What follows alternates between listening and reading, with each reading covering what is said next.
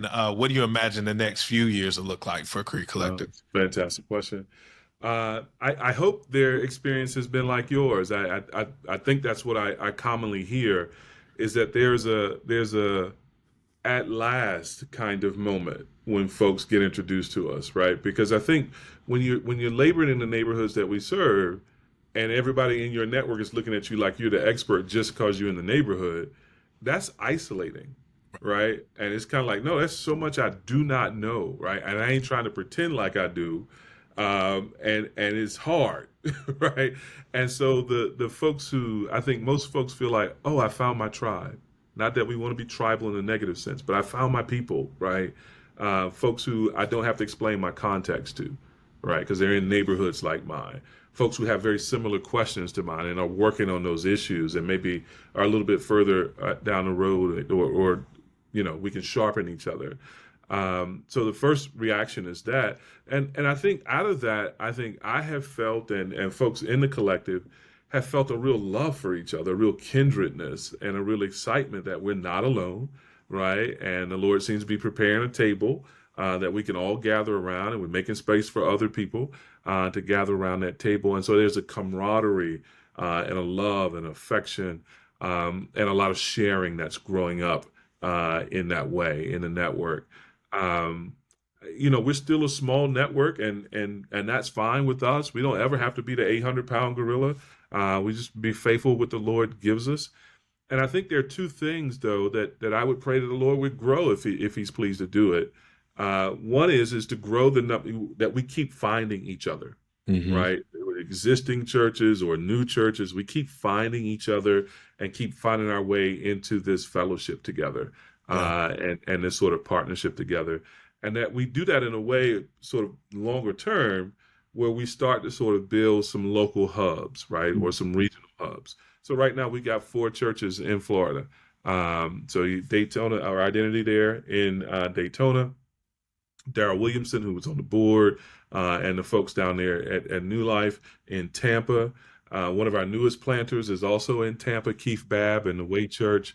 In the first cohort, our brother Jeremy Barahona down in Hmm. West Palm Beach, right? So it makes sense for us when we're starting to get these kinds of clusters to try and sort of pull the clusters together and have a stronger local presence. We got a couple churches in Houston now, three churches here in DC. And so over time, I hope as the Lord continues to put those little pinpricks on the map, we'll begin to sort of knit them together in sort of regional hubs, begin to do more local work, maybe creating some local chapter kinds of things Hmm. in that way, as a way of just increasing the level of support. The other thing I hope the Lord grows is our funding. I mean, right now, in God's kindness, we've got 10 plants that we're funding, $40,000 a year. That math's not hard. That's $400,000 a year that we're sending out in church planting support, and we praise God for that. I mean, 3 years ago we didn't exist. 3 years later, 10 plants and $400,000 a year, and our commitment to our plants is not like 3 years you got to be self-sufficient. That just doesn't work in the context in which we're serving. And so our commitments to our plants are on the order of, Lord willing, if needed, 6, 8, 10 years, right? Longer until the work gets done. So that means we're going to grow slowly in terms of the number of plants that we add and things of that sort, but we want to support generously.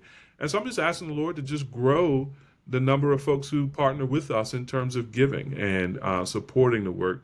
Right out of the gate, there were other church planting networks that gave to us. That was humbling and encouraging. I think one of the first calls I had was with Jamal Williams, with Harbor, Yeah. and they've just been fantastic partners. Hey, whatever we have, it's yours too, and we don't want to presume anything or anything of that sort. We had a large mega church out in Phoenix call us up as one of the first persons to contribute, and it was interesting. He said, "Hey, I want to call and talk with you. We got a little gift we want to give you." And I thought it was going to be like $20,000 or something like that. And I'm sitting on the call with my wife, and he said, "Yeah, we want to send you guys $250,000, and no strings. We don't want to be on a board or anything. And if you need some more, let us know." I was like, "Did he?" I looked at my wife and said, "He say what I what he did he say what?" you know. But God's people have been generous, and So 2/3 of our funding comes though from individual donors Mm. who give $20 a month or $30 a month or whatever the case might be. And so that's our Bernie Sanders approach to to church planting. Yeah. Um, and God is using it. So I just pray that if it's His will, He would grow that, because we need to build an alternative to the ways church plants get funded, because the way they're getting funded right now creates a disincentive for going to hard neighborhoods, right? So we got to take the financial disincentive out of it so that the gospel actually goes to those places that Jesus cares about too, those hard Yeah. places that Jesus cares about too.